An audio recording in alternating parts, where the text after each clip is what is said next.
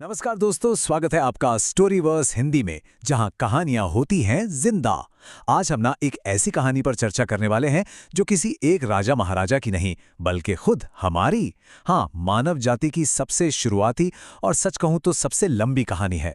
आज इस एक्सप्लेनर के जरिए हम समझेंगे पुरापाषाण काल को, जिसे हम अंग्रेजी में पेलियोलिथिक एज भी कहते हैं। तो चलिए बिना किसी देरी के शुरू करते हैं। अब जरा इस नंबर पर गौर कीजिए, 99%। सुनने में अजीब लगता है ना, लेकिन दरअसल मानव इतिहास और विकास का लगभग 99% हिस्सा, जी हाँ 99% हिस्सा इसी एक अकेले युग में गुजर गया था। हम आज की इतनी सारी मॉडर्न हिस्ट्री, एम्पायर्स और इन कटिंग एज टेक्नोलॉजीज की बातें करते हैं, लेकिन हमारे अस्तित्व का जो सबसे लंबा और सबसे ज़रूरी सबक था ना, वो दरअसल इसी दौर में सीखा गया था। लिटरली ये सच में हैरान कर देने वाला फैक्ट है। तो अब आप सोच रहे होंगे कि आखिर ये पुरापाषाण काल है क्या भला? ये वो प्रागैतिहासिक युग है, एक ऐसा टाइम पीरियड जो आज से लगभग 25 से 20 लाख साल पहले शुरू हुआ और करीब 12,000 साल पहले तक चला। बस यही वो समय था जब हमारे प्रारंभिक मानव ने पहली बार, ध्यान दीजिएगा, पहली बार पत्थर के औजार बनाना शुरू किया था। एक तरह से देखा जाए तो ये मानव नवाचार यानी ह्यूमन इनोवेशन की बिल्कुल स्टार्टिंग पॉइंट थी। यहां से सब कुछ शुरू हुआ। तो आज के इस सफर में हम किन चीजों पर फोकस करेंगे? पहला, मानव इतिहास का आरंभ कैसे हुआ। दूसरा, उस वक्त का जीवन और कुछ महत्वपूर्ण खोजें। तीसरा, हमारे अपने देश भारत में पुरापाषाण काल कैसा था। चौथा, इस लंबे काल का त्रिविभाजन यानी 3 हिस्सों में बंटवारा। और आखिर में होमो सेपियंस का उदय। चलिए सबसे पहले बात करते हैं हमारे पहले पड़ाव की, यानी मानव इतिहास के आरंभ की। एक ऐसी दुनिया की कल्पना कीजिए जो बिल्कुल वाइल्ड और कठोर थी, जहां आज जैसी कोई भी सुविधा नहीं थी। जिंदा रहना वहां अपने आप में रोज का एक बहुत बड़ा संघर्ष था। जैसा मैंने बताया, ये दौर 25 से 20 लाख साल पहले शुरू हुआ और सिर्फ 12,000 साल पहले तक ही चला। ये टाइमलाइन अपने आप में दर्शाती है कि हमारे मानव अस्तित्व की नींव रखने में कितना विशाल समय लगा। और एक बात, ये युग मध्यपाषाण काल और कृषि यानी खेतीबाड़ी की शुरुआत होने से बहुत बहुत पहले का है। उस वक्त के इंसान को खेती का क भी नहीं पता था। अब बढ़ते हैं दूसरे हिस्से की तरफ और देखते हैं उस वक्त का जीवन कैसा था और कौन सी महत्वपूर्ण खोजें हुईं। सोचिए, बिना खेती के इंसान कैसे जिंदा बचता होगा। ये सर्वाइवल अपने आप में एक बहुत बड़ी क्रांति थी, जिसके 3 मेन पिलर्स थे। सबसे पहला, जिंदा रहने के लिए उनकी आजीविका का एकमात्र आधार था शिकार। दूसरा, अब शिकार करने और खुद को बचाने के लिए पत्थरों से पहले औजार बनाए गए। उस टाइम के हिसाब से सोचें तो ये उनकी सबसे एडवांस्ड, सबसे कटिंग एज टेक्नोलॉजी थी। और फिर आता है तीसरा कदम, वो कदम जिसने मानव इतिहास की पूरी दिशा ही बदल कर रख दी, आग की खोज।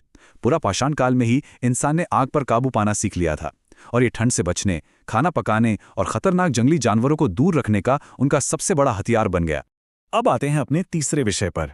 चलिए जानते हैं कि भारत में पुरापाषाण काल के क्या निशान मिलते हैं। भारत के इतिहास में साल 1863 और रॉबर्ट ब्रूस फुट, इनका नाम सच में बहुत अहम है। क्यों? क्योंकि 1863 में रॉबर्ट ब्रूस फुट वो पहले इंसान बने जिन्होंने भारत में पुरापाषाण काल के औजारों की खोज की थी।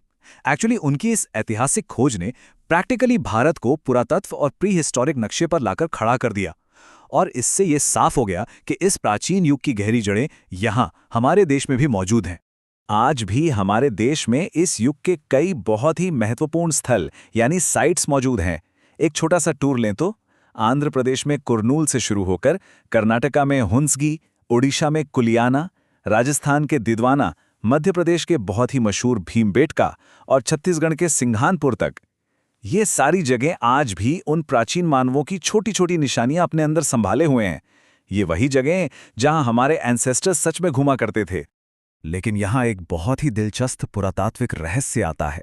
जरा सोचिए, भले ही पुरापाषाण काल मानव इतिहास का सबसे लंबा दौर रहा, फिर भी इसके अवशेष या रेमिनेंट्स भारत में रिमार्केबली बहुत कम और दुर्लभ हैं। वहीं इसके ठीक बाद आने वाले मध्यपाषाण काल के अवशेष हमें बहुत ज्यादा मात्रा में मिलते हैं। ये एक ऐसी मिस्ट्री है जिस पर सच में काफी विचार किया जा सकता है कि आखिर ऐसा क्यों हुआ।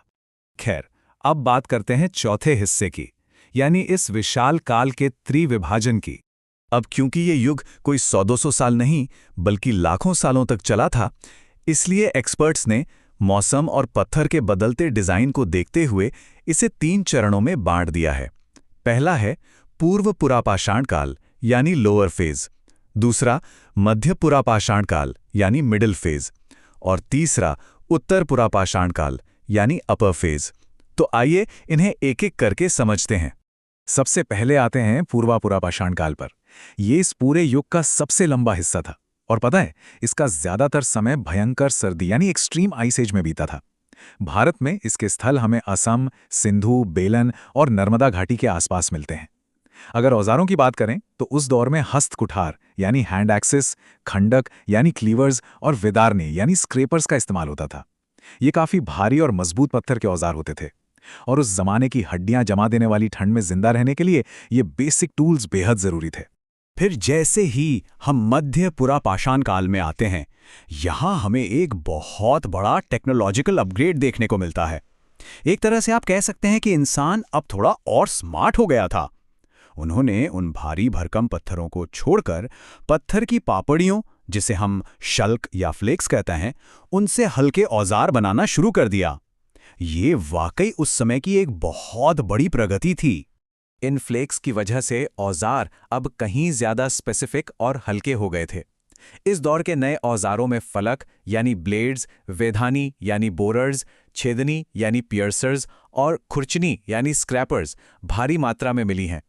ये नए रिफाइंड औजार इस बात का सॉलिड प्रूफ हैं कि अर्ली ह्यूमंस का दिमाग कितनी तेजी से विकसित हो रहा था और उनकी क्राफ्ट्समैनशिप बेहतर से बेहतर होती जा रही थी। और अब आते हैं अपने 5वें और सबसे आखिरी पड़ाव पर, होमो सेपियंस का उदय। इस आखिरी चैप्टर को समझने के लिए सबसे पहले हमें ग्लोबल क्लाइमेट में आए बदलाव को समझना होगा। पुरापाषाण काल के पिछले हिस्से जहां बहुत कठोर और जमा देने वाले आइसेज में बीते, वहीं उत्तर पुरापाषाण काल तक आते आते जलवायु थोड़ी गर्म होने लगी। हवा में आर्द्रता यानी ह्यूमिडिटी काफी कम हो गई थी और ये दरअसल आइसेज का बिल्कुल फाइनल स्टेज था। इसी बदलते और गर्म होते मौसम ने पूरी दुनिया में एक बायोलॉजिकल रेवोल्यूशन यानी जैविक क्रांति का परफेक्ट मंच तैयार कर दिया। और बस उसी ग्लोबल मंच पर फाइनली एंट्री होती है हमारी, यानी आधुनिक मानव की। लाखों सालों के एवोल्यूशन के बाद इसी उत्तर पुरापाषाण काल में आधुनिक मानव यानी होमो सापियंस का उदय हुआ। धरती पर यह हमारे डायरेक्ट एंसेस्टर्स का पहला कदम था। एक तरह से ये लाखों साल लंबे मानव इतिहास का सबसे बड़ा क्लाइमैक्स था। होमो सेपियंस ने आते ही अपना जादू दिखाना शुरू कर दिया। उन्होंने पत्थर के शिल्प को इस हद तक मास्टर कर लिया कि औजार अब पहले से कहीं ज्यादा तेज, धारदार और चमकीले होने लगे थे। और अगर आप भारत में इनके निशान ढूंढेंगे तो आंध्र प्रदेश, कर्नाटक, महाराष्ट्र, मध्य प्रदेश, यूपी और बिहार के पत्थरों में ये मास्टर क्राफ्टेड औजार आपको व्यापक रूप से देखने को मिल जाएंगे। तो आखिर में मैं एक सवाल छोड़कर जा रहा हूं। सोच कर देखिए, जब हमें पता चलता है कि हमारे इतिहास का एक छोटा मोटा नहीं बल्कि पूरा 99% हिस्सा सिर्फ पत्थर के बेसिक औजार बनाने और एक आग पर काबू पाने में निकल गया, तो मॉडर्न इंसान की इन बड़ी बड़ी उपलब्धियों को देखने का हमारा नजरिया कैसे बदल जाता है ना सोचने वाली बात। आज की हमारी हर एक सफलता की नींव दरअसल उन्हीं पुरापाषाण काल के एंसेस्टर्स के संघर्ष पर टिकी है। अगर आपको ये कहानी पसंद आई हो तो लाइक, शेयर और सब्सक्राइब करना मत भूलना। मिलते हैं नेक्स्ट स्टोरी में।